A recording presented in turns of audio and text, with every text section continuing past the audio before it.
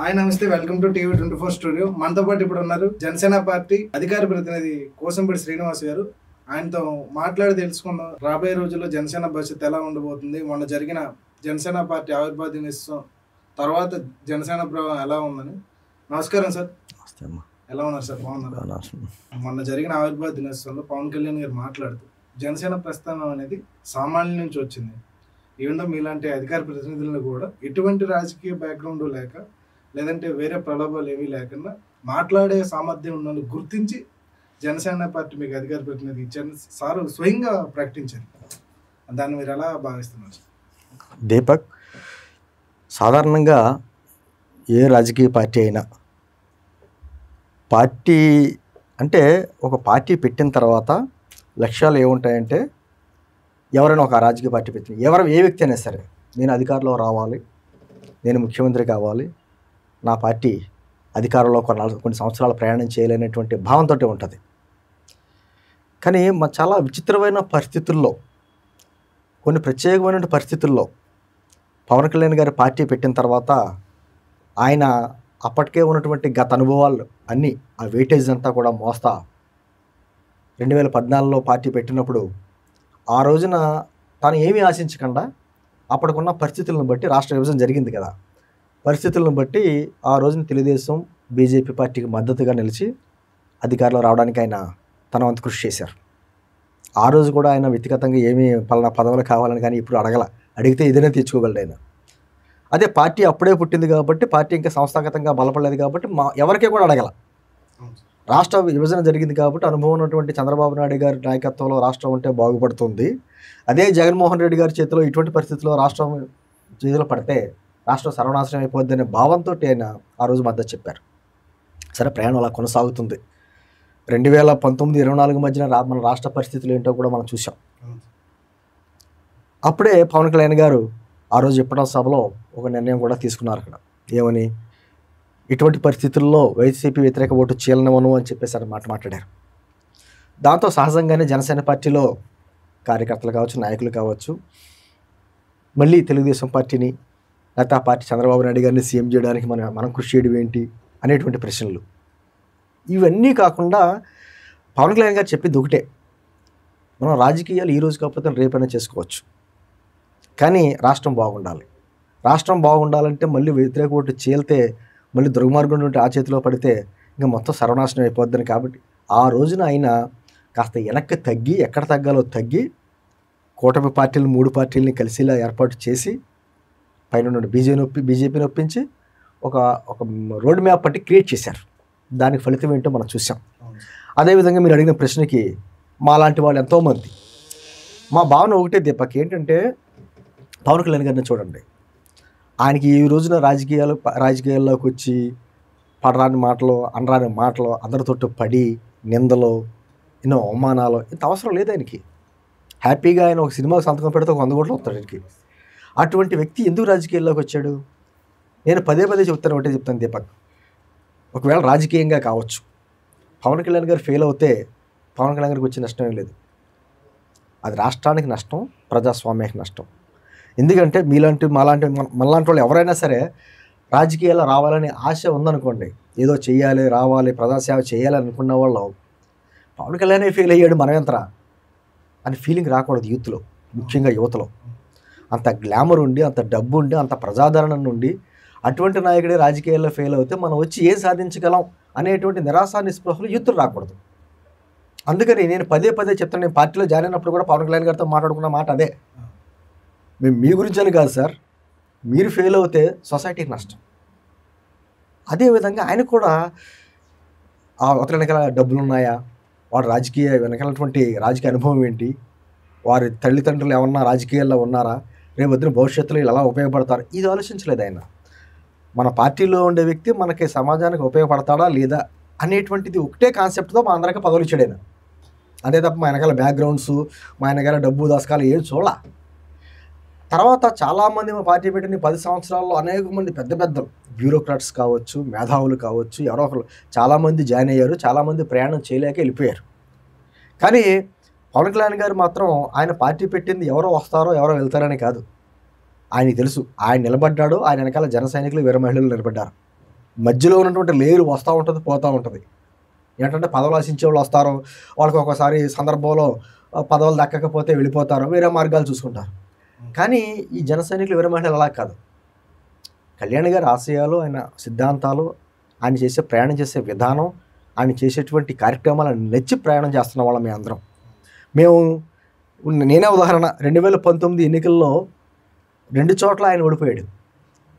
నేను అంతకుముందు నుంచి ప్రయాణంలో ఆయనతో పాటు ప్రయాణం చేసినా కూడా అఫీషియల్గా పార్టీలో జాయిన్ అవ్వాల. 2019 ఎన్నికల్లో ఒక నిరాశాజనకమైనటువంటి వాతావరణంలో మొట్టమొదటి జాయినింగ్ నాది. 2 చోట్ల ఓడిపోయిన తర్వాత మొట్టమొదటి జాయినింగ్. ఎటువంటి ఆశలు లేవు అనుకున్నప్పుడు మీరు జనసేనలో జాయినింగ్, ఫస్ట్ అఫీషియల్ జాయినింగ్ నాది. చాలామంది అన్నారు ఓడిపోయిన పార్టీలోకి అధ్యక్షుడే ఓడిపోయాడు, ఆ పార్టీలోకి నువ్వు వెళ్ళి ఏం సాధిస్తావు. నాకు రాజకీయ బ్యాక్గ్రౌండ్ ఉంది, గతంలో నేను వేరే పార్టీలో చేశాను, సామాజిక చేశాను, దాని గురించి కాదు. కానీ మన లక్ష్యం, మన ఆశయం ఏంటి? పవన్ కళ్యాణ్ గారు లాంటి వ్యక్తి సమాజానికి చాలా ఉపయోగం. ఆయన కంటిన్యూగా రాజకీయంగా బాగుంటే ఎంతోమందికి ఉపయోగపడతాడు, ఎంతోమంది పెద్ద ప్రజల కన్నీళ్ళు తుడుస్తాడు. అటువంటి మనస్తత్వం ఉన్న వ్యక్తి.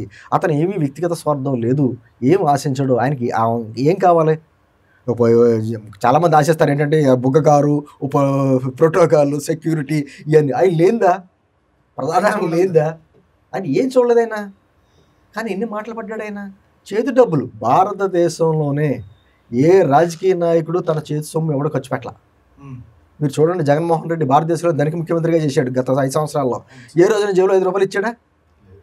మొన్న కృష్ణానది బుడమేరు వరదలు వచ్చినప్పుడు 1 కోటి రూపాయలు అనౌన్స్ చేశాడు. ఎవరికి ఇచ్చారో తెలియదు. అలా కాకుండా ఆయన అధికారంలో ఎవరున్నారో అంత సంబంధం లేదు. జగన్మోహన్ రెడ్డి గారు ముఖ్యమంత్రిగా ఉన్న టైంలో కూడా వచ్చిన వరదలు వచ్చినా, తుఫాన్లు వచ్చినా, లేకపోతే కరోనా లాంటి సంక్షోభం వచ్చినా తన చేతి డబ్బులు ఇచ్చాడు ఆయన. ఆ రోజున కరోనా వచ్చినప్పుడు ఆంధ్రప్రదేశ్ ప్రభుత్వానికి 50 లక్షలు, తెలంగాణ ప్రభుత్వానికి 50 లక్షలు, కేంద్ర ప్రభుత్వానికి 1 కోటి రూపాయలు ఇచ్చాడు. అదే సందర్భంలో 2019-24 మధ్యన దాదాపు 3,000 మంది కౌలు రైతులు ఆత్మహత్యలు చేసుకుంటే వాళ్ళకి తన సొంత డబ్బులు ఇచ్చాడు, ఒక్కొక్క ₹1,00,000 భరోసా కింద. ఎవరన్నాడు భారతదేశంలో? చూపించండి. చాలామంది ఉన్నారు, అపర కోటీశ్వర్లు ఉన్నారు. ఎలక్షన్లో నిలబడితే ఛాలెంజ్ చేస్తే ఒక ఎమ్మెల్యే పదవికి 100 కోట్లు ఖర్చు పెట్టేటువంటి కోటీశ్వర్లు ఉన్నారు. ఒక ఎంపీకి అయితే ఎంతైనా ఖర్చు పెట్టగలరు, రాజ్యసభ సీట్ ఇస్తానంటే ఎంతైనా డబ్బులు ఇవ్వగలరు. అటువంటి వ్యక్తులు ఉన్న చోట ఎవడైనా ₹1 ఇచ్చాడా? చందాలు వసూలు చేయడమో లేకపోతే పిలుపులు ఇవ్వడమో చేశారు తప్ప తన కష్టార్జితం తీసుకొచ్చి ప్రజలకు ఇచ్చినటువంటి ఏకైక నాయకుడు పవన్ కళ్యాణ్. మరి అటువంటి వ్యక్తిని ఎలా వదులుకుంటాం మేము? నేను అంటుంది, ఈ రోజున మేము 100% స్ట్రైక్ రేట్తో 20 మంది ఎమ్మెల్యేలు, 2 ఎంపీలతో మేము నిలబడ్డాము అంటే దాని వెనకాల ఆయన కఠోర శ్రమ, నిలబడ్డటువంటి తత్వం. చాలామంది 2019 ఎన్నికలు అయిపోయిన తర్వాత ఆయన ఓడిపోయిన తర్వాత ఇంక ఉండడం, మళ్ళీ సినిమాల్లోకి వెళ్ళిపోతాడు, ఈ రకరకాల మాట్లాడిన వ్యక్తులు ఉన్నారు. వాళ్ళందరినే కాదని, మేము ఏదో పదవుల గురించి ఆశించిన వాడిని కాదు, రాష్ట్రం గురించి ఆలోచించిన వాడిని. నేను ఖచ్చితంగా నా కొన ఊపిరినంత వరకు రాజకీయాల్లో ఇలాగే ఉంటాను, మా జనసేన పార్టీని ఇలాగే నడుపుకుంటూ వెళ్తానని చెప్పేసి నా మాట మాట్లాడారు. అదే నమ్మకంతో మేము అంతా ఉన్నాం. ఈ రోజు దాని ఫలాలు అనుభవిస్తున్నాం. ఏంటుంది, ఖచ్చితంగా కొంతమంది మాలోనే ఇదే పక్క ఏమన్నారు తెలుసా? ఏంటి పంపకాలు పంచుకోవాలంటే తెలుగుదేశం వారు 100 తీసుకుని, జనసేన ఒక 50 తీసుకుని, ఒక 25 బీజేపీ ఇవ్వాలి, కానీ 21 స్థానాలు తీసుకుంటాం ఏంటి అనేటువంటి సూటిపోటు మాటలు మా ఇంటర్నల్గా మేమే పడ్డాం. ఎవరినో ముఖ్యమంత్రి చేయడానికి మేము కష్టపడాలా అనేటువంటి మాటలు పడ్డాం. ఆయన ఏం ఆలోచించాల, నా మీద నమ్మకం ఉన్నవాడే నాతో ప్రయాణం చేయండి అన్నాడు ఆయన. ఆ నమ్మకంతో ప్రయాణం చేసిన వల్లనే ఈరోజు మేము గర్వంగా తలెత్తి తిరుగుతున్నాం. ప్రపంచంలో ఏ పార్టీ సాధించినటువంటి విజయం ఏదైతే 100% స్ట్రైక్ రేట్తో ఉందో అది సాధించగలిగాం. సార్, మరి ఈ 100% స్ట్రైక్ రేట్ గెలిచారని మీరు చెప్తా ఉన్నారు. ఈ 10 సంవత్సరాల పాటు కూడా సుదీర్ఘ పోరాటాలు కానీ ఈ విపత్తు కాని పరిస్థితులను ఎదుర్కొన్నారు. ఈరోజు అధికారంలో ఉన్నప్పుడు ఏ జన సైనికులు అయితే జెండాలు మోసారు, కట్టుదిట్టంగా పార్టీకి నిలబడ్డారు, మరి అలాంటి జన సైనికులు ఈ కోట ప్రభుత్వంలో ఆదుకోవాల్సిన పరిస్థితి ఉంది కదా సార్? ఖచ్చితంగా ఎలా ఉంటుందంటమ్మా, నేను ఇందాక చెప్పినట్టు మనం సింగిల్గా అధికారంలోకి వచ్చేసి మెజారిటీతో ఉంటే ఆ విధానం వేరేగా ఉంటుంది. ఇప్పుడు 3 పార్టీలు పొత్తుతో వెళ్తున్నాం. ఎక్కడ తగ్గాలి అక్కడ తగ్గాలి, ఎక్కడ నగ్గాలి అక్కడ నగ్గాలి. ప్రతి వాడు అంటే ప్రతి వ్యక్తి, పార్టీకి జెండా మోసిన ప్రతి వ్యక్తి నాకేంటి అనే కొంత ఆలోచనలు వస్తాయి. నేను పార్టీ అంటే గ్రామ స్థాయిలో ఉన్న వ్యక్తి కూడా ఏదో నీటి కమిటీలోనో, దేవాదాయ గుళ్ళకు సంబంధించినటువంటి కమిటీలోనో, మార్కెట్ యార్డ్లోనో, సొసైటీలోనో మెంబర్గానో, డైరెక్టర్గానో ఎక్స్పెక్ట్ చేస్తారు ఖచ్చితంగా. కానీ దానికి తగ్గట్టుగా మరి 3 పార్టీలు పంచుకోవాలి. 3 పార్టీలు పంచుకోవాల్సి వచ్చినప్పుడు ఒక్కొక్క చోట మనకి ఎక్కువ లాభం కలుగుద్ది, ఒక్కొక్క చోట వేరే పార్టీ వారికి ఎక్కువ లాభం కలుగుద్ది. కానీ ఎక్కువ శాతం జనసైనికులు ఈ నిరాశగా ఉన్నారు. నిరాశ ఉండదు అని నేను అన్నాం, నిరాశ ఉండదు అన్నాం. కానీ నేను అంటుంది ఈ రోజు గడిచిపోయి వెళ్ళిపోయేది కాదు కదా, బోర్డంత భవిష్యత్తు ఉంది మనకి. కళ్యాణ్ గారు అంటున్నాం కూడా చంద్రబాబు గారిని వరుసగా 3 సార్లు సీఎం చూడాలి అని అంటారు. మరి ఇలాంటి నిరుత్సాహాలుగా ఉన్నప్పుడు ఇప్పుడు జగన్మోహన్ రెడ్డి కూడా కార్యకర్తలను పట్టించుకోకపోతేనే అధికారం దూరం అయిందని అనుకున్నప్పుడు మరి భవిష్యత్తులో జనసేనకి ఇలాంటిది ప్రభావితం అవుతుంది. అంటే కళ్యాణ్ గారి ఉద్దేశం ఏంటంటే ఈరోజు రాష్ట్రం ఉన్నటువంటి పరిస్థితుల్లో మామూలుగానే రాష్ట్ర విభజన జరిగి మన రాష్ట్రం అనేకంగా అన్యాయం అయిపోయింది, నష్టపోయాం. అదే సందర్భంలో జగన్మోహన్ రెడ్డి గారి హయాంలో 2019-24 మధ్యన ఎంతవరకు నాశనం చేయాలో అంతవరకు నాశనం చేసి వెళ్ళిపోయాను. ఆర్థిక పరిస్థితులు కావచ్చు, సహజ వనరుల దోపిడీ కావచ్చు, మళ్ళీ మనం జీరో స్టేజ్ నుంచి మనం నిలబడాలి. జీరో స్టేజ్ నుంచి నిలబడాలి అంటే దానికి అన్ని హంగులు ఉండాలి. మనకి అన్ని హంగులు అంటే చంద్రబాబు గారి అనుభవం ఉండాలి, పవన్ కళ్యాణ్ గారి నిజాయితీ ఉండాలి, కేంద్ర ప్రభుత్వ సహకారం ఉండాలి. ఏది లేకపోయినా ఒంటరిగా సాధించేది కాదు ఇది. ఖచ్చితంగా అందరి సహకారంతో ముందు వెళ్ళాలి. నేను అంటుంది ఈ రోజు జన సైనికులు అందరికీ అన్ని పదవులు వచ్చేసి అన్ని రకాలుగా వచ్చేస్తే మిగతా పార్టీ వాళ్ళు అలాగే భావిస్తారు కదా. నేను అంటుంది అదే చెప్తున్నా, మనది సుదీర్ఘ పోరాటం, మరో 25 సంవత్సరాలు మనం అని చెప్పేసినటువంటి పోరాటం మనది. దీంట్లో చంద్రబాబు నాయుడు గారి ఆరోగ్యం బాగుండి మరో 10 సంవత్సరాలు ఆయన ముఖ్యమంత్రిగా ఉండాలి, కూటమి ప్రభుత్వం ఇంకో 15 సంవత్సరాలు ఉండాలని అన్నాడు అంటే నిజంగా ఏ రాజకీయ నాయకుడు ఆ మాట మాట్లాడ్డాం. ఎవరు కూడా ముందుగా మాట చెప్పలేరు. అంత అంటే స్వార్థం లేని వ్యక్తి నోటి వచ్చే మాటలు ఎలా ఉంటాయంటే ఇలాగే ఉంటాయి. ఇప్పుడు నిజంగా ఆయన డిమాండ్ కానీ చేసుంటే ఎప్పుడు పొత్తులో భాగంగా సీట్లు ఎన్ని ఇచ్చినా ఎక్కువ తక్కువ తర్వాత సంగతే, 3 సంవత్సరాలు తెలుగుదేశం అధికారం 2 సంవత్సరాలు నాకు కావాలంటే కథనేవాడు ఉంటారు అప్పుడు ఆ టైంలో. అటువంటి పరిస్థితులు అప్పుడున్న పరిస్థితుల్లో ఒప్పుకోవాల్సిందే.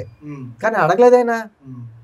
ఆ లక్ష్యం ఆ సీట్లో కూర్చోవడం కాదు, ముందు రాష్ట్రాన్ని నిలబెట్టాలి కదా. ఇప్పుడు రాష్ట్రం బాగుందనుకోండి, ఇవాళ కాకపోతే రేపు చేస్తాం రాజకీయాలు.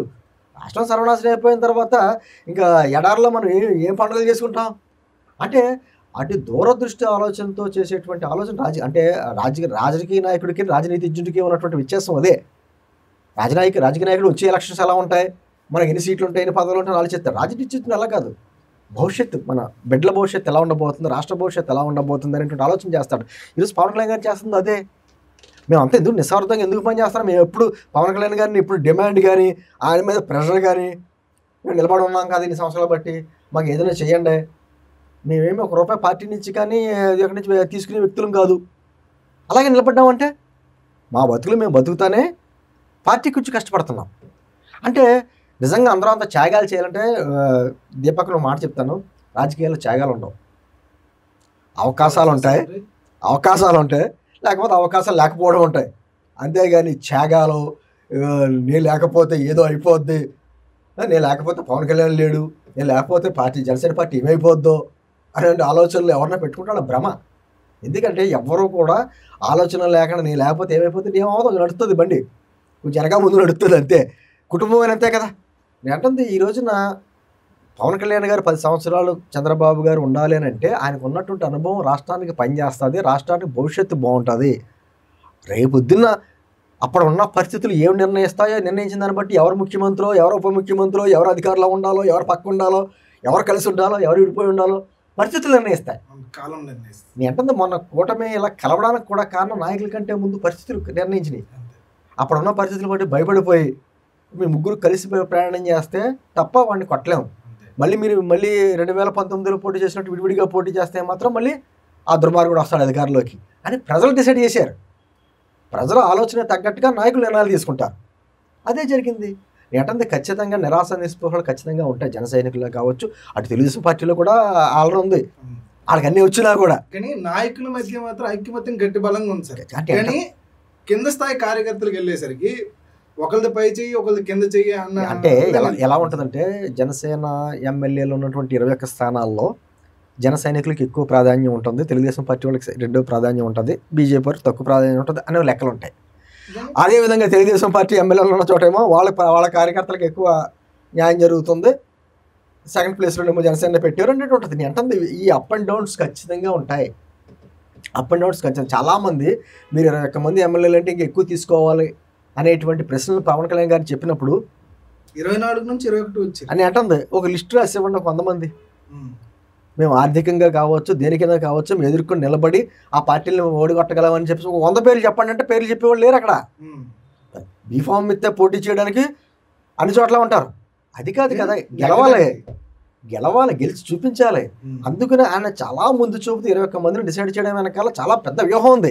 అందుకని పదే అని చెప్పి కూడా ఆయన వ్యూహాలు నాకు వదిలేయండి, పార్టీ బలోపేతం చేయడానికి మీకు వంతు మీరు కృషి చేయండి, ఆ వ్యూహాలు ఎత్తులు పై ఎత్తులు నేను చూసుకుంటాను అన్నాడు ఆయన. ఈ రోజుకి అదే మాట్లాడుతున్నాడు ఆయన. ఆయన మీద నమ్మకం ఉంచుకోవాలి ముందు. ఎప్పుడైనా సరే నాయకుడి మీద నమ్మకం ఉండి ప్రయాణం చేస్తే ఈ రోజు కాకపోయినా రేపైనా ఫలాలు ఉంటాయి. ఈ రోజు ఏదో ఈ మొక్క నాటిన వెంటనే చెట్టు అయిపోదో పళ్ళు కాసేది కదా, భవిష్యత్తు ఉంటుంది. ఆ భవిష్యత్తులో మనం తినకపోయినా మన బిడ్డలు తింటారు ఫలాలు. ఆ విధంగా ఆలోచించుకుని ముందుకెళ్ళాలి తప్ప నాకు ఏమి రాలేదు, పదవి రాలేదు, ఎంత కష్టపడ్డాను అంటే కొంచెం కష్టమైన పరిస్థితులు ఏర్పడతాయి. కానీ బాలినేని శ్రీనివాసరెడ్డి గారు అలాంటి వ్యాఖ్యలే చేశారు సార్. మరి ఆయన ఎందుకు అలా చేశారు అంటే సభలో? అంటే బాలినేని శ్రీనివాసరెడ్డి గారికి మామూలుగా జగన్మోహన్ రెడ్డి గారికి దూరం బంధువు కావచ్చు, సీనియర్ రాజకీయ నాయకుడు, గతంలో ఎమ్మెల్యేగా చేసినవాడు, ఎంపీ మంత్రి గారు చేసే అనుభవం ఉన్న వ్యక్తి. అక్కడ ఆయన్ని ఏ విధంగా జగన్మోహన్ రెడ్డి ఆయన ఆస్తుల గురించి కావచ్చు ఏదైనా ఎంత టార్చర్ పెట్టాడో ఆయన ఉంటేనే బయటకు వచ్చింది. ఇంకా కూడా ఏడ్చినట్టుగా అయిపోయింది. అంటే ఎంత బాధపడ్డాడు ఆయనకి ఆ బాధ తెలుసు కాబట్టి, మీరు ఇందాక అడిగారు, ఆయనకి ఆ బాధ తెలుసు కాబట్టి కార్యకర్తలని కాపాడుకోవాలి. కొన్ని చోట్ల అన్యాయం జరుగుతుంది, నేను ఇందాకే చెప్పాను అన్యాయం జరగట్లేదు, అందరికీ న్యాయం జరిగిపోతుందని చెప్పేసి భ్రమంలో నేను చెప్పను. ఖచ్చితంగా కొన్ని చోట్ల హెచ్చుతగ్గులు ఉంటాయి, కానీ అడ్జస్ట్మెంట్ చేసుకుంటూ వెళ్ళాలి. కొన్ని పరిస్థితుల్లో మన కూటమి ప్రభుత్వం ఏర్పడింది, రేపు పొద్దున్న భవిష్యత్తులో ఏమో మనకే అది ఎక్కువ అవకాశాలు ఉంటాయేమో. మనం ఈ రోజు కంగారు పడిపోతే ఎలాగా? నాయకుడికి మనం బలం అవ్వాలి కానీ బలహీనత కాకూడదు. ఆవేశం కాదు, మనకు కావాల్సింది ఇప్పుడు ఐకమత్యం. అటువంటి పరిస్థితుల్లో ఉన్నాం. ఎందుకంటే అటు ఉన్నటువంటి ప్రత్యర్థి పార్టీ ఉన్నాడు చాలా దుర్మార్గమైన రాజకీయాలు చేసే వ్యక్తి. ఏదో రకంగా మళ్ళీ అధికారంలో రావడానికి ఈ కూటమి పార్టీల మధ్య చిచ్చు పెట్టడానికి ఎన్ని రకాల కుట్రలు చేస్తున్నారు, అన్ని రకాల కుట్రలు చేస్తున్నారు. ఎన్నికల ముందే చేశాడు ఒక రకమైన కులం కుట్రలు అంటే కాపులకి కమ్మలకి మధ్య పెట్టేటువంటి ప్రయత్నం చేశాడు, కుదరలా. ఈ రోజుకి కుట్రలో చంద్రబాబు గారి మాట పవన్ కళ్యాణ్ గారు వింటలేదు, లేకపోతే ఇద్దరు నాయకుల మధ్య ఏదో కొంచెం పొరపచ్చాలు వచ్చినాయి, కొన్ని స్టేట్మెంట్స్ అందుకనే జనసేన నాయకుల నుంచి వస్తున్నాయి, తెలుగుదేశం పార్టీ వారికి జనసేన పార్టీ వారికి మధ్య ఉన్నటువంటి విభేదాలు ఉన్నాయి. ఇవన్నీ ఏదో క్రియేట్ చేయాలని చెప్తాం. మనం ఇంత ఉంటే దాన్ని ఇంత పెద్ద చేసి వాళ్ళకు ఉన్నటువంటి మీడియాలో హైలైట్ చేసి అలా చేసే ప్రయత్నం వాళ్ళు చేస్తున్నారు. మొన్న కూడా నాగబాబు గారు మాట్లాడింది, ఆయన మాట్లాడిన ఉద్దేశం ఒకటైతే దాన్ని తెలుగుదేశం నాయకులకి అంటే ఆ రోజు సభలో పవన్ కళ్యాణ్ గారు మాట్లాడింది కావచ్చు, నాగబాబు గారు చేసిన వ్యాఖ్యలు కావచ్చు, ఏం తప్పే ఉంది? మీరు పవన్ కళ్యాణ్ గారి వ్యాఖ్యలే మాట్లాడుకుందాం. ముందుగా మనం నిలబడ్డాం, 4 దశాబ్దాలు చరిత్రటువంటి తెలుగుదేశం పార్టీని నిలబెట్టామన్నాడు ఆయన, తప్పులేదే. ఎందుకంటే అంత దశాబ్దాల అనుభవం ఉన్నటువంటి తెలుగుదేశం పార్టీ ఆ కేడర్ కూడా ఆ రోజున చంద్రబాబు గారిని అరెస్ట్ చేసినప్పుడు కక్కవికలం అయిపోయారు. ఏం చేయలేని పరిస్థితి. దాదాపు 52 రోజులు 53 రోజులు ఆయన జైల్లో ఉంటే ఒక నిరాశ నిస్పృహలు వచ్చినటువంటి పార్టీ. కానీ పార్టీ కేడర్ ఉంది, కేడర్ పాప అలా నిలబడ్డారు, కానీ బయటకు వచ్చి మాట్లాడేటువంటి పరిస్థితులు లేవు. భయానక పరిస్థితులు. మాట్లాడితే విపరీతమైన కేసులు పెట్టి చాలా రకరకాలుగా దౌర్జన్యాలు చేసి రఘురామకృష్ణరాజునే తీసుకెళ్లి లోపల చేసిన వ్యక్తులు. అటువంటిప్పుడు తెలుగుదేశం పార్టీ కార్యకర్తలందరూ కూడా చాలా పాపం బలంగా పార్టీకి నిలబడ్డారే, కానీ బయటకు వచ్చి మాట్లాడే పరిస్థితి. వాళ్ళ నాయకుడిని అరెస్ట్ చేసేటప్పటికి రాష్ట్రంలో పరిస్థితులు ఎలా అయిపోయినాయండి అసలు. పవన్ కళ్యాణ్ గారు ఆ రోజు రాజమండ్రి సెంట్రల్ జైలుకి వెళ్ళి ఆయన పలకరించి బయటకు వచ్చి నేను తెలుగుదేశం పార్టీతో కలిసి వెళ్తున్నాను, బీజేపీని కూడా కలిసి వచ్చేలాగా నేను చేస్తాను అని మాట ఇచ్చినప్పుడు ఎంత హర్షాతిరేకాలు తెలుసా మీకు? కింద ప్రజలు నిజమైన తెలుగుదేశం పార్టీ కార్యకర్తల ప్రతి కార్యకర్తకి గుండెల్లో చంద్రబాబు గారికి ఎంత స్థానం ఉందో పవన్ కళ్యాణ్ గారికి అంత స్థానం ఉంది. ఎందుకంటే ఏ రాజకీయ పార్టీ నాయకుడు అలా చేయడు, అలా నిలబడలేదు. ఎవడు బయటకు వచ్చి నిలబడి మాట్లాడేటువంటి సాహసం కూడా చేయలేదు. తెలుగుదేశంతో పొత్తుంటే బీజేపీ కూడా క్షణంలో ముందుకు రాలేదు. తర్వాత ఎంత ప్రయత్నం చేశాడు, బీజేపీ వారిని కూడా కొంచెం కలిపి చేశాడు. నేను తిరుపతి వెళ్తే దీపక్ ఒకసారి మొన్న ఈ మధ్యకాలంలో నా పక్కన ఒక గ్రామ సర్పంచ్ తెలుగుదేశం పార్టీ గారి సర్పంచ్ ఎన్టీ రామారావు గారు ఉన్నప్పటి నుంచి ఉన్నాడు పార్టీలో, ఒక పెద్ద ఆయన. నాతో పాటు ఆ ఫ్యామిలీ కమ్మ సామాజిక వర్గం. అయితే నా పక్కన కూర్చుని వాళ్ళ అమ్మాయిలు నా వయసు ఉంటుంది, పెద్ద అయినా నా వయసు ఉంటుంది అమ్మాయిలు. వాళ్ళు మాట్లాడిన విధానం, పవన్ కళ్యాణ్ గారు లేకపోతే మేము అసలు ఎక్కడ ఉన్నామండి అసలు పరిస్థితిలో. మా చుట్టుపక్కల మరోసారి జగన్మోహన్ రెడ్డి వస్తే మేమందరం ఆస్తులు అమ్మేసి వెళ్ళిపోవాలి తెలంగాణకో లేకపోతే వేరే రాష్ట్రాలకే. అటువంటి పరిస్థితుల్లో నిలబడ్డాడు పవన్ కళ్యాణ్. మర్చిపోతామా మేము పవన్ కళ్యాణ్ని? అంటే నిజమైన తెలుగుదేశం పార్టీ కార్యకర్తల గుండెల్లో చంద్రబాబుకి ఎంత స్థానం ఉంటుందో అదేంటి స్థానం పవన్ కళ్యాణ్ గారికి ఇచ్చారు. ఆ వాస్తవాన్ని చెప్పాడు ఆయన. అదంటే కాకపోతే వాస్తవాలు చేదుగా ఉంటాయి, అంతే. ట్యాబ్లెట్ ఎప్పుడు రుచిగా ఉండదు, కానీ ఆరోగ్యాన్ని కాపాడేది అది. నేను అంటుంది ఆ చేదుగా ఉంటుంది, కానీ నిజమైన కార్యకర్తలకు మాత్రం అది ఉంది. నిజమైన కార్యకర్తలు పక్కన పెడితే చంద్రబాబు నాయుడు గారు కూడా ఆ మాట చెప్పారు. ప్రత్యేకంగా చంద్రబాబు గారు ఉన్నారు, మనం కష్టాల్లో ఉన్నప్పుడు పవన్ కళ్యాణ్ గారు అండగా నిలబడ్డారు, ఆయన్ని మనం మర్చిపోకూడదు ఎటువంటి పరిస్థితుల్లో అనేటువంటి మాట చంద్రబాబు గారే చెప్పాడు. మా అన్న పవన్ కళ్యాణ్ అని చెప్పేసి ఆ రోజు లోకేష్ గారికి కూడా చెప్పుకొచ్చారు. ఈ రోజున మాది జనసేన పార్టీ ఆవిర్భావ దినోత్సవం, అక్కడ సభ జరుగుతూనే ఉంది. ఓ పక్కన లోకేష్ గారు ఏదో కార్యక్రమంలోని స్వచ్ఛాంధ్ర కార్యక్రమంలో మా అన్న గ్లాస్ ఏది, మట్టి గ్లాస్ వద్దు, గాజు గ్లాస్ కావాలి, మా అన్న గాజు గ్లాస్ ఏది అంటే వీళ్ళలో ఎక్కడ మనస్పర్ధలు కానీ వ్యత్యాసాలు కానీ ఏమీ లేవు. నాయకులకి ఏంటంటే సుదీర్ఘమైన దూరమైన ఆలోచన అయితే ఉంది. ఈ మధ్యలో లేరు ఉంటుంది, ఈ మధ్యలో లేరు, వాళ్ళు ఇష్టం వచ్చినట్టు మాట్లాడుతూ ఉంటారు. ఏంటంటే ఇప్పుడు నాగబాబు గారు వ్యాఖ్య చేశారు. నాగబాబు గారు ఏం చెప్పారండి అసలు? మేము అక్కడికి పిఠాపురం వెళ్ళినప్పుడు, నేను అయితే ప్రయాణం చేస్తున్నాను కాబట్టి, మేము పిఠాపురం వెళ్ళేటప్పటికే అక్కడ ఉన్న పరిస్థితులన్నీ కూడా ప్రజలందరూ కూడా పవన్ కళ్యాణ్ గారిని గెలిపించుకోవాలనేటువంటి డిసైడ్ అయిపోయారు. కొన్ని ప్రత్యేక పరిస్థితుల్లో కొంత బయటకు వచ్చి మాట్లాడలేకపోవచ్చు. అందరికీ కూడా గతంలో అనుభవాలన్నీ ఉన్నాయి కాబట్టి ఖచ్చితంగా ఈసారి పవన్ కళ్యాణ్ గారిని గెలిపించుకుంటే మా నియోజకవర్గం అభివృద్ధి చెందుతుందని అన్న విషయంలో డోకలేదు. మేము పైనే వర్క్ చేసాం, మేమంతా జస్ట్ కోఆర్డినేట్ చేసాం అంతే. మేము కష్టపడిపోలేదు, మేము అంతా కోఆర్డినేట్ చేసుకుంటా వెళ్ళాం. నిజమైన గెలుపు ఎవరిదంటే పిఠాపురం ప్రజలది, వాళ్ళు గెలిపించుకున్నారు. ఈరోజు వాళ్ళ ఫలాలు అనుభవిస్తున్నారు. దీపక్ నిజంగా 175 నియోజకవర్గాలు కల్లా పిఠాపురం ఒక సందర్భంలో ఎక్కడో, పిఠాపురం అంటే పిఠాపురం ఒక గ్రామం లాంటిది, ఒక నియోజకవర్గం, కానీ ఈ రోజు దేశ స్థాయిలో ఆ పేరు అని అంటుంది. ఆ మాట అంటే ఇంకా అర్థం చేసుకోకుండా నేనే గెలిపించాను అని ఎవరినో కర్మ అన్నాడు ఆయన.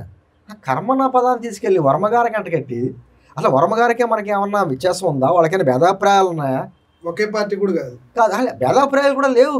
ఈ రోజున ఆ పిఠాపురానికి సంబంధించి మా జనసేన పార్టీ ప్రచార సభల్లో కూడా మేము ఏదన్నా ఒక ప్లానింగ్ చేసుకున్నా కూడా అక్కడికి వచ్చి వర్మగారు ఎలా కదండి ఇలా వెళ్దామని అంటే, సరే ఇక్కడ లోకల్గా అనుభవం వ్యక్తి అని చెప్పి అతని ఆలోచన ప్రకారమే నడిచాం. పవన్ కళ్యాణ్ గారు కూడా సభల్లో ఆయన పక్కన చెప్పాడు. ఆయన కూడా వర్మగారు కూడా ఎక్కడా కూడా తక్కువ చేసి మాట్లాడాల, ఆయనకి లేదు. అంటే మధ్యలో ఉన్న వాళ్ళ కొంతమంది దీన్ని అవకాశంగా తీసుకుని జనసేన పార్టీకి బలహీనత నాగబాబు అని ఒకడో, ఆయన నోరు అదుపులో పెట్టుకోవాలని ఒకడో. అరే ఏం మాట్లాడతారు అసలు? నిజంగానో అంటే నేను ఈ పిఠాపురం నియోజకవర్గాన్ని కాదు దీపక్, నేను చెప్తున్నాను పదే కోడి అనుకుంటుందంట. నేను పొద్దున్నే లేచి కుయ్యకపోతే తెల్లారది ఈ రోజు అనుకుని పొద్దున్న లేచి కొత్తదంట పాపం. అది కూసినా కూయిపోతే తెల్లారది. అలాగా నేను కుయ్యకపోతే తెల్లారదు అనుకునే కోళ్ళు చాలా ఉంటాయి. నేను లేకపోతే నియోజకవర్గం ఏమైపోద్ది? అరే నియోజకవర్గం నేను కాకపోతే ఎమ్మెల్యే అయ్యి ఉంటావు నువ్వు, కానీ స్వాతంత్రం వచ్చిన కాడి నుంచి అది నియోజకవర్గం ఎంతోమందిని ఎమ్మెల్యేని చూసుంటుంది. అలాగే ఏ నియోజకవర్గం అయినా అంటే పిఠాపురం నియోజకవర్గంలో స్వాతంత్రం వచ్చిన కాడి నుంచి ఇప్పటికీ ఎప్పుడు జరగలేనటువంటి అభివృద్ధి 9 నెలల్లో చూపించాడు పవన్ కళ్యాణ్ గారు. అక్కడ ప్రజలు కోరుకునేది అది. మీ ఇంటికి పెళ్ళిళ్ళకి వచ్చి, సౌతబంతులకి భోజనాలకు వచ్చి, చావులకు వచ్చి భుజాల మీద చేసి, ఇది కాదు ఎమ్మెల్యే బాధ్యతలు అంటే. అవి కాదు ఎమ్మెల్యే బాధ్యతలు, నియోజకవర్గ డెవలప్మెంట్. ఆ డెవలప్మెంట్ అంటే ఎలా ఉండబోతుందో అన్నది ఈరోజు పవన్ కళ్యాణ్ గారు చూపిస్తున్నారు. ఖచ్చితంగా మాది ఎలా ఉంటుందంటే దీపక్, అందరినీ కలుపుకునే విధానం. మేమే ఇన్ని సీట్లకి తగ్గి ఎక్కడ తగ్గాలో అక్కడ తగ్గాం, ఎక్కడ నగ్గాలో అక్కడ నగ్గించామే. మాతో పాటు కలిసి ప్రయాణం చేసినట్టు వర్మగారిని ఎందుకు తక్కువ చేసి మాట్లాడతాం? అసలు వర్మగారిని కావాలని కొంతమంది తగ్గించున్నారు. ఆయనకున్న పేరుని వాంటెడ్గా తగ్గిస్తున్నది వర్మగారు అర్థం చేసుకోవాలి, వర్మగారి అభిమానులు అర్థం చేసుకోవాలి. వర్మగారికి తెలుసు, చెప్పాడు అంటే వర్మగారి అభిమానులు, వర్మగారు అంటే అభిమానించే వ్యక్తులు కూడా తెలుసు. వర్మగారిని కావాలని కొంతమంది ఏంటంటారు వ్యూహాత్మకంగా ఆయన తగ్గిద్దామని చేసే ప్రయత్నం చేస్తున్నారు. దాన్ని అవకాశంగా తీసుకుని వైసీపీ వాళ్ళు పాత ఎన్ని వీడియోస్ కానీ లేకపోతే ట్వీట్స్ కానీ షేర్ చేస్తున్నారు. అది అర్థం చేసుకోవాలి. నిజంగా తెలుగుదేశం పార్టీ కార్యకర్తలకే కోపం వచ్చింది అనుకుందామండి. కోపం ఎప్పుడు రావాలో తెలిసే దీపక్, నిజంగా వర్మగారి టికెట్ ఇవ్వకపోతే ఆ రోజున తెలుగుదేశం పార్టీ ఆఫీసులో సామాన్లన్నీ బయటకి విసిరేసి, తెలుగుదేశం జెండాలన్నీ తగలబెట్టి, చంద్రబాబు గారిని లోకేష్ గారిని లకారం అనేటువంటి బూతులతో కూడా మాట్లాడి అప్పుడు రావాలి కోపం. ఆ రోజు రాని కోపం ఈ రోజు వస్తానికి అర్హత లేదు, ఇప్పుడు అవకాశం కూడా లేదు. నేను అంటుంది ఏదో రకంగా దాన్ని కర్మన్న పదాన్ని వర్మగారికి తగిలించుకుని ఏదో సినిమా డేలాగా, అదే ఖైదీ సినిమాలో ఉంటుంది, శర్మ నా కర్మండి అంటాడు. అలాగా ఆ ప్రాసన ఏదో ఉపయోగించి చేసుకుంటే ఎవరికీ నష్టం లేదు, మాకైతే నష్టం లేదు. మేము క్లారిటీగా చెప్తున్నాం, జనసేన పార్టీ కార్యకర్తలు కానీ ఎటువంటి నష్టం లేదు. నష్టపోయేది ఎవరంటే ఆలోచించుకోవాలి మీరే. ఎందుకంటే మాలో దురుద్దేశాలు ఏమీ లేవు. అందులోని నాగబాబు గారికి నిజంగా మనసులో ఏదన్నా ఉంటే మొహమాట పడ్డా అసలు ఆయన అవతల వ్యక్తి అంత ఎటువంటి వ్యక్తి మొహం మీద అడుగుతాడు, మొహం మీద తిడతాడు, ఏదైనా చేస్తాడు తప్ప ముసుగులో గుద్దులాట్లాగా చేసేటువంటి వ్యక్తి నాగబాబు గారు కాదు. అంత భయాలు కూడా లేవు ఆయనకి, అంత స్వార్థాలు లేవు, అంత అవసరాలు కూడా లేవు ఆయనకి. చాలా స్పష్టంగా మాట్లాడతాడు ఆయన. నేనే మాట్లాడాను ఆ రోజు అయిపోయిన తర్వాత మీటింగ్ అయిపోయిన తర్వాత ఆయనతో ఉన్నాను. తర్వాత రోజు పిఠాపురం ఇన్ఛార్జి గారు మర్రెడ్డి శ్రీనివాస్ గారు వాళ్ళ అబ్బాయిది కూడా ఫంక్షన్ ఉంటే ఫంక్షన్ అంతా కూడా కలిసి ప్రయాణం చేశాను. నేను అన్నది ఏంటి సార్ మీరు ఏమన్నా అన్నా, నాకు ఎందుకు ఉంటుందండి శ్రీనివాస్ గారు అసలు వర్మకే నాకు ఏమైనా విభేదాలు ఉన్నాయా? వాళ్ళ తగ్గించుకుంటున్నారు వాళ్ళ నాయకుడు గొప్పతనాన్ని, నా మనసులో దురుద్దేశాలు లేవే చాలా స్పష్టంగా. ఒకవేళ ఉన్నాయి అనుకోండి నాకు మాట్లాడతాక నాకు ఏమైనా భయమా? పేరు చెప్పేస్తారు అసలు మొహమాట లేదు, చాలా స్పష్టంగా ఇంటి పేరుతో సహా చెప్పి తిడతాడు ఆయన. అసలు మొహమాట పడ్డాయన. అటువంటిది అలాగా ఇండైరెక్ట్గా తిట్టవలసిన అవసరం ఆయనకి లేదు, అంత అవసరం ఉంది. నటంది ఇప్పటికైనా మనం కలిసి ప్రయాణం చేస్తున్నాం. జన సైనికులు దీపక్ అనేక సందర్భాల్లో ఓపిక పట్టిస్తున్నారు. ఎందుకు పట్టిస్తున్నారంటే నాయకుడు ఇచ్చిన ఆదేశాల ప్రకారం కూటమిలో విచ్ఛిన్నాలు రాకూడదు అనేటువంటి ఉద్దేశంతో. మీరు గమనించే ఉంటారు, తెలుగుదేశం పార్టీ అధికార ప్రతినిధిగా ఉన్నటువంటి వ్యక్తి, తూర్పుగోదావరి జిల్లాకు చెందిన వ్యక్తి, కూటమి ఏర్పడిన తర్వాత కూడా పవన్ కళ్యాణ్ గారిని సపోర్ట్ చేయనటువంటి స్టేట్మెంట్లు ఇస్తే ఓపికగా ఆగాం, మేమేమీ వ్యతిరేకించలేదు. అటువంటి వ్యక్తి గాడిదగుడ్డు, ఆ వ్యక్తి వచ్చి మనకి సపోర్ట్ చేయబోతుంది అని ఆగుద్దా విజయం అనుకున్నాం. అలాగే ఈ మధ్యకాలంలో కొంతమంది నాయకులు, తెలుగుదేశం పార్టీ గారి నాయకులు డిప్యూటీ సీఎం అని చెప్పి కొన్ని ఒక రచ్చ చేశారు. దాన్ని అది వారి పార్టీ నాయకత్వం ఒక వారం రోజులు మాట్లాడాల. నారా లోకేష్ గారు తర్వాత స్టేట్మెంట్ ఇచ్చారు. చంద్రబాబు గారు కానీ లోకేష్ గారు ఈ సందర్భంగా ఇటువంటి మాటలు మాట్లాడకూడదు, ఏదైనా ఏది ఎవరు కూర్చోబెట్టాలన్నది చంద్రబాబు గారు పవన్ కళ్యాణ్ గారు డిసైడ్ చేస్తారు అని చెప్పేసి అని వాళ్ళని చాలా చక్కగా అప్పుడు చెప్పారు. కానీ ఈ లోపుగా జన సైనికుల మనోభావాలు కూడా దెబ్బలు తిన్నాయి. కానీ ఎవరో మాట్లాడాల, చంద్రబాబు గారిని కానీ లోకేష్ గారిని ఎవరో కించపరచలా. అలాగే కలిసి ప్రయాణం చేశాం. ఎందుకంటే మా నాయకుడి దురదృష్టి గురించి మాకు తెలుసు, ఏం చేయాలనుకుంటున్నాడో మా నాయకుడికి బాగా తెలుసు, ఎప్పుడు ఎవరిని ఎక్కడ పెట్టాలో నాయకుడికి తెలుసు. అటువంటి నాయకుడి నాయకత్వంలో ప్రయాణం చేస్తున్నప్పుడు ఇటువంటి మేము పట్టించుకోం. అదేవిధంగా నేను అంటే తెలుగుదేశం పార్టీ కార్యకర్తలు కూడా మీరు ఇప్పుడు ఉన్నటువంటి సోషల్ మీడియాలో ఫేక్ ఐడియాస్ క్రియేట్ చేసి తెలుగుదేశం వారి పేరుతో జనసేన ఐడీలతో తెలుగుదేశం వారిని ఈ విధంగా మధ్యలో చిచ్చు పెట్టేటువంటి కార్యక్రమాలు జరుగుతాయి. మన నాయకులు చంద్రబాబు గారు, పవన్ కళ్యాణ్ గారు కృష్ణార్జున రాష్ట్రానికి అభివృద్ధి గురించి పనిచేస్తున్నారు. ఈ హయాంలో ఈ టైంలో మనం ఆ నాయకులకి బలం కావాలి కానీ బలహీనత కాకూడదు, వాళ్ళ ఆలోచనకి మనం అండగా నిలబడాలి అనేటువంటి భావన మనందరం కలిగి ఉండాలి. మీరైనా మేమైనా ఎవరైనా సరే అలా కలిసి చేసినప్పుడే రాష్ట్రం బాగుంటుంది. రేపొద్దున్న మన పార్టీల భవిష్యత్తు కూడా బాగుంటుంది. లేదు ఈరోజు ఏదో వచ్చేసింది కదా అని మళ్ళీ ఏదో సామెత సోషల్ మీడియాలో వచ్చింది, గుడ్డోడికి కళ్ళు వచ్చిన తర్వాత మొట్టమొదటిగా ఇసిరేసి ఏమి ఇసిరేస్తాడు, చేతిలో కర్రని ఇసిరేస్తాడు, అప్పుడు దాకా సాయం చేసినటువంటి కర్రని ఇసిరేస్తాడు. అటువంటి పరిస్థితులు ఉండకూడదు. ఏంటంటే ఈ రోజున కలిసి ప్రయాణం చేస్తున్నారు. నేను ఒక ఉదాహరణగా చెప్తా ఉంటాను.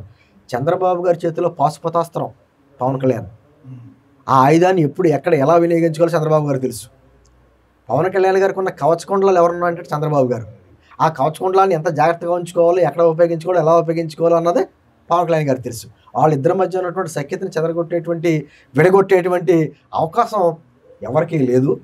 ఏంటంటే కలిసి ప్రయాణం చేస్తున్నాం. మధ్యలో ఇచ్చేటువంటి కుటుంబంలోనే వస్తుంది దీపక్, అన్నదమ్ముల మధ్యన, భార్యాభర్తల మధ్యన చిన్న అన్నీ సర్దుకుని వెళ్ళిపోయి మనం బయటకు వెళ్ళాలి తప్ప మన కుటుంబాన్ని కావచ్చు, పార్టీని కావచ్చు బయట పెట్టుకుంటే దాని అవతల చేతిలో ఆయుధంగా మారతాం, మనం కూడా పావుగా మారిపోతాం. అటువంటి అవకాశం ఇవ్వద్దని మాత్రమే నా విజ్ఞప్తి. సార్, అయితే పవన్ కళ్యాణ్ గారు మొన్న ఆవిర్భావ దినోత్సవాలు ఈ 10 సంవత్సరాలు తాను పడుతున్న కష్టాలన్నీ చెప్తూ ఎలా ముందుకు వచ్చామో చెప్తూ చివరి మాటలుగా ఒక చెప్పారు. ఏంటంటే ప్రతి గ్రామం నుంచి 100 మంది జన సైనికుల్ని ఎవరైతే పోరాటం చేస్తారో వాళ్ళందరినీ తయారు చేసే బాధ్యత జనసేన తీసుకుంటుంది. ఒక ఆంధ్రప్రదేశ్ రాష్ట్రానికి పరిమితమే కాకుండా దేశ రాజకీయాల్లో కూడా అన్నట్టు మాట్లాడారు. అసలు ఎలా సార్ ఈ వాక్యం అంటే ఏంటంది, ఏ రాజకీయ జనసేన, తెలుగుదేశం, బీజేపీ అని కాకుండా ముందుగా పార్టీ పునాదులు బలంగా ఉండాలి. పార్టీ పునాదులు అంటే ఎవరు? కార్యకర్తలే పునాదులు. వాళ్ళు బలంగా ఉండాలి, వాళ్ళు ఆర్థికంగా దెబ్బతినకూడదు. రేపు పొద్దున్న మన పోరాటంలో కలిసి వచ్చేటువంటి శక్తియుక్తులు వాళ్ళకు కూడా ఉండాలంటే ఎక్కడికెక్కడ వాళ్ళకి అన్ని రకాలుగా ఆదుకోవాలి, అన్ని రకాలుగా వాళ్ళ కష్టాన్ని గుర్తించాలి. ఇటువంటి కార్యక్రమం అదే చెప్పాడు ఆయన. ఎందుకంటే దేశంలోని ప్రపంచంలో కూడా మనకు అనేక పరిస్థితులు మారిపోతున్నాయి దీపక్, చాలా వేగంగా మారుతున్నాయి. మనకు సంబంధం లేదు అనుకోకూడదు, అవన్నీ ప్రభావాలు మన మీద పడతాయి.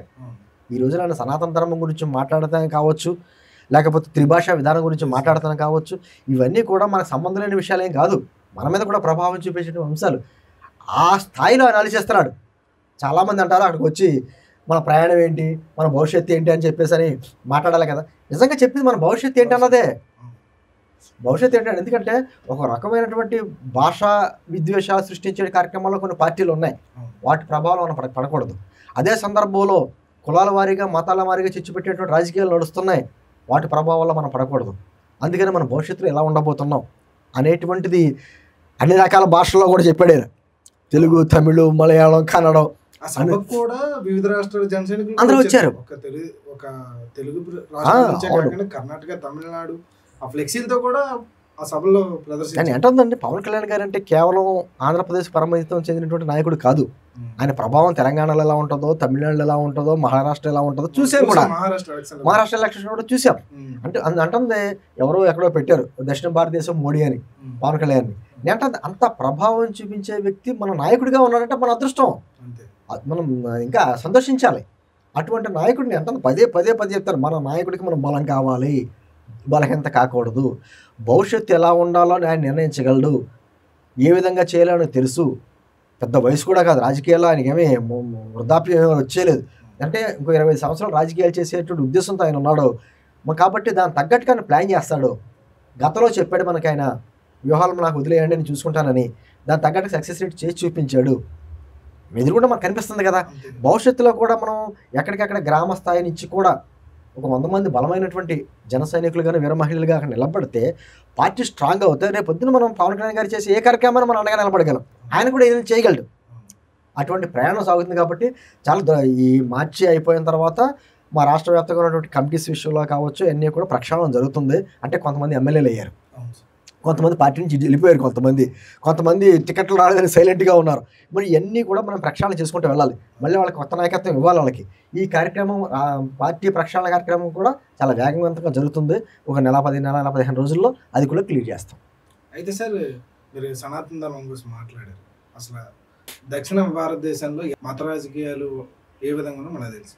అలాంటి సందర్భంలో ఆంధ్రప్రదేశ్ నుంచి ఒక ఆంధ్రప్రదేశ్కే కాకుండా భారతదేశంలో కూడా సనాతన ధర్మ గొంతు వినిపించడానికి పవన్ కళ్యాణ్ గారు ముందుగా చేస్తూ వెళ్తా ఉంటారు. మరి దీన్ని మనం ఎలా చూడవచ్చు? అసలు ఏంటి, చాలా మంది అంటే ఇప్పుడు అది కొత్తగా మాట్లాడింది కాదు, కానీ అంటుంది రాజకీయ నాయకులు ఎప్పుడూ కూడాను ఓట్ బ్యాంక్ రాజకీయాలు గురించి ఆలోచిస్తాడు.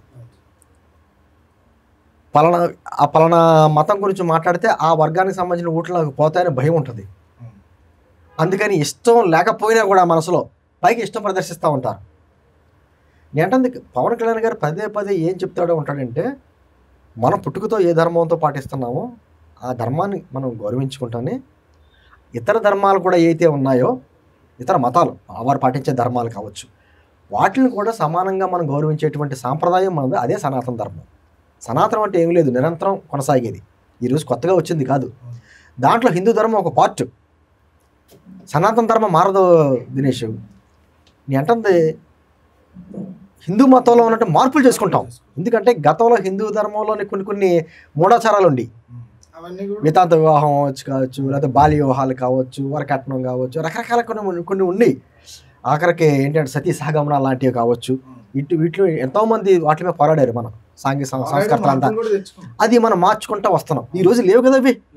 అంటే హిందూ ధర్మం ఉంది, కానీ ధర్మంలో ఉన్నటువంటి మూఢాచారాలు మనం మార్చుకుంటున్నాం.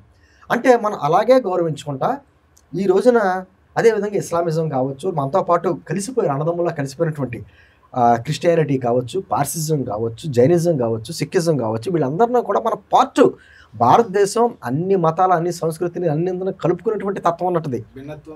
అదే సనాతన ధర్మం. సనాతన ధర్మం అంటే ప్రత్యేకించి ఒక మతానికి సంబంధించింది కాదు, అన్ని మతాలను గౌరవిస్తానే తన సాంప్రదాయాలను కొనసాగించేటువంటిది సనాతన ధర్మం. అదే చేస్తున్నాం. కాకపోతే ఏమైపోతుందంటే ఈ ఓట్ బ్యాంక్ రాజకీయాల గురించి మెజారిటీ ప్రజల మనోభావాలు దెబ్బతీసేసినా పర్వాలేదు, కానీ ఇతర ప్రాంతాల వారికి ఏదన్నా చిన్న ఇబ్బంది కలిగితే మాత్రం ఈ దేశంలో ఏదో మొత్తానికి మానవ హక్కుల ఉల్లంఘన జరుగుతుంది, అయితే ఏమంటారు కొన్ని రాజ్యాంగానికి విరుద్ధంగా జరుగుతున్నాయి అనేటువంటి మాటలు కొంతమంది సూడు మేధావులు ఉంటారు, వాళ్ళు మాట్లాడడం చూశారు. అది కరెక్ట్ కాదు అని మొట్టమొదటిగా మాట్లాడిన వ్యక్తి పవన్ కళ్యాణ్ గారు. నాకు ఓట్ బ్యాంక్ రాజకీయాలు కాదు, నేను నా మతానికి ఏదైనా ఇబ్బంది కలిగితే ఎలా స్పందిస్తానో ఇతర మతాలకు ఇబ్బంది కలిగినా కూడా అదే రకంగా స్పందిస్తాను అనేటువంటి మాట్లాడిన వ్యక్తి పవన్ కళ్యాణ్. ఆ ధైర్యం ఎవరో చేయలేదు. ఇప్పుడు ఈరోజు జరుగుతుంది అదే కదమ్మా. పక్కన ఉన్నటువంటి తమిళనాడు ఉదయనిధి స్టాలిన్ ఉప ముఖ్యమంత్రిగా ఉండి అతను ఏమంటాడు, వైరస్ లాంటిది లేకపోతేనేమో ఒక వైరస్ లాంటిది, లేకపోతే కొన్ని జబ్బులు పేర్లు చెప్పాడు ఆయన, డెంగ్యూ లాంటిది, అంటే సనాతన ధర్మం అని చెప్పేసి మాట్లాడి ఎంత ధైర్యంగా మన భారతదేశంలో ఉండి మెజార్టీ ప్రజలు అనుసరించే మార్గాన్ని అంత మాట్లాడేటట్టు ఓట్ బ్యాంక్ రాజకీయాలు.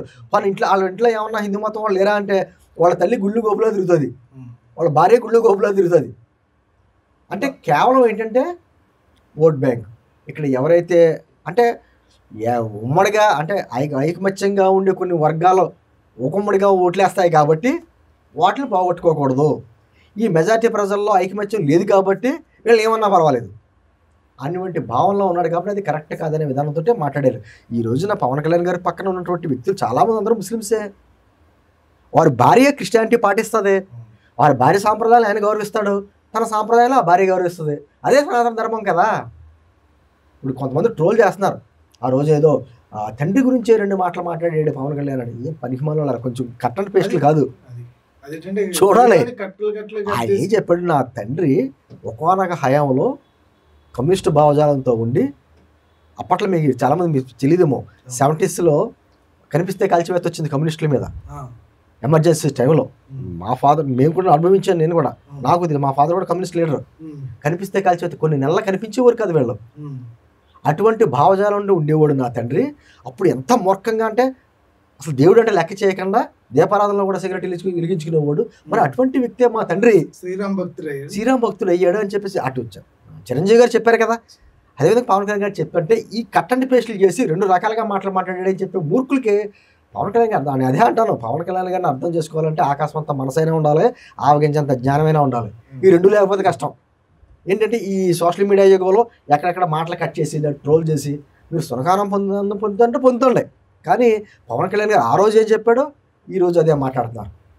దాంట్లో మార్పు ఏం లేదు, కానీ మాట్లాడే విధానంలో మార్పు రావచ్చు, కానీ బేస్ ఇప్పుడు మారలేదు. ఆయన త్రిభాషా విధానంలో కూడా అదే. దీపక్ ఇందాక నేను అడిగాక చెప్తున్నాను. తర్వాత మనం మన మాతృభాషని కాపాడుకోవాలి. ఖచ్చితంగా మాతృభాష అంటే తల్లి లాంటి భాష. మన భాషను కాపాడుకుంటేనే ఇంటర్నేషనల్ లాంగ్వేజ్ ఇంగ్లీష్ కూడా నేర్చుకోవాలి మనం. ఎందుకంటే ఈరోజు మారుతున్నటువంటి పోటీ ప్రపంచంలో ఇంగ్లీష్ లేకపోతే చాలా కష్టం. కాబట్టి అది కమ్యూనికేషన్, అది కూడా నేర్చుకోవాలి. అదేవిధంగా ఈ రోజున ఢిల్లీ వెళ్ళి రాజకీయాలు చేయాలంటే హిందీ రాకపోతే ఎంత నష్టపోతాం అన్నదే విభజనల సమయంలో మీరు చూసాం. నేను సమయ కేంద్ర ఉద్యమంలో నేను ఉండేవాడిని. ఢిల్లీ వెళ్ళి ప్రెస్ మీట్లు పెట్టాలంటే తెలంగాణ కూడా అయితే హిందీలోనే లేకపోతే ఉర్దూ మిక్సింగ్ చేసి మాట్లాడేసేవాడు. మనకి హిందీ రాదు, అయితే తెలుగు లేకపోతే ఇంగ్లీష్ తర్వాత కూడా హిందీ మాట్లాడే జనాభా శాతం ఎక్కువ. ఖచ్చితంగా మన భారతీయ భాషే కదా, దాన్ని నేర్చుకుంటే తప్పేంటి? నీకు ఇష్టం లేకపోతే ఇంకో భాష నేర్చుకో. నేను బలవంతంగా నేర్చుకోమని ఎవరు చెప్పట్లే. బలవంతంగా నేర్చుకోవాలా తప్పదో అనేటువంటి చేస్తే తప్పు, అంతేగాని నేర్చుకోమంటాం తప్పేంటి? అదే పవన్ కళ్యాణ్ గారు మాట్లాడింది. దాన్ని కూడా వక్రీకరించారు. ఏంటంటే నేర్చుకోకపోతే మానేసుకో, నష్టం ఎవరికి నష్టం జరుగుద్ది? ఈ రోజున నేను ఇందా చెప్పిన ఉదాహరణ, ఉద్యమం సమయంలో హిందీ రాక తెలుగు వాళ్ళు చాలా నష్టపోయాం. తెలంగాణ వాళ్ళు లాభపడ్డారు హిందీ వచ్చి. అంటే హిందీ అంటే ఏదో ఉర్దూ మిక్సింగ్ చేసైనా. ఏంటంటే భాష నేర్చుకోవడంలో తప్పు కాదు కదా. కమ్యూనికేషన్ ఎంతమందితో మాట్లాడగలిగితే పివి నరసింహరావు గారు మనం గొప్పగా ఎందుకు చెప్పుకుంటామండి? ఆయనకి 14 భాషలు ఎన్నో వచ్చు, అన్ని భాషలు మాట్లాడగలడు, గొప్ప పాండిత్యం అనేటువంటి భాష ఎందుకు మాట్లాడుకుంటాను, గొప్పగా ఎందుకు చెప్పుకుంటాం? అనేక రకాల భాషలు ఆయనకు వచ్చు కాబట్టి ఆ భాషలు ఎన్ని భాషలు నేర్చుకుంటే అంత మంచిది, అంత కరస్పాండెన్స్ పెరుగుద్ది, మ్యూచువల్ అండర్స్టాండింగ్ పెరుగుద్ది, తప్పేం లేదు కదా. దాన్ని కూడా ఉపయోగించుకుని రాజకీయాలు చేస్తే మాత్రం నష్టపోయింది మనమే తప్ప మరొకటి కాదని విషయం మాత్రం ఆయన చెప్పాడు. అంటే నేను అన్ని జాతీయ రాజకీయాలు కావచ్చు, ఈ విషయాలు కావచ్చు, అది కూడా దేశ భవిష్యత్తు రాష్ట్ర భవిష్యత్తు గురించి ఆలోచించే వ్యక్తులు చేయగలరు తప్ప సాధారణ వ్యక్తులు చేయలేరు. సాధారణంగా ఉన్న రాజకీయ నాయకులు ఏం చేస్తారంటే వచ్చే ఎలక్షన్స్లో ఎలాగా ఎన్ని సీట్లు పోటీ చేయాలి, ఎన్ని సీట్లు గెలవాలి, ఏ విధంగా అధికారులు రావాలని ప్రయత్నం చేస్తారు తప్ప భవిష్యత్తు గురించి ఆలోచించాలంటే మాత్రం పవన్ కళ్యాణ్ గారికి మించిన నాయకుడు మరొకడు లేడు. చూశారు కదండి, జనసేన పార్టీ అధికార ప్రతినిధి కోసంపేటి శ్రీనివాస్ గారు మనతో ఏ విధంగా చర్చించారు. Thank you so much sir. నమస్తే అమ్మా. మరొక ఇంటర్వ్యూతో మళ్ళీ కలుద్దాం. చూస్తానే ఉన్నాను TV 24.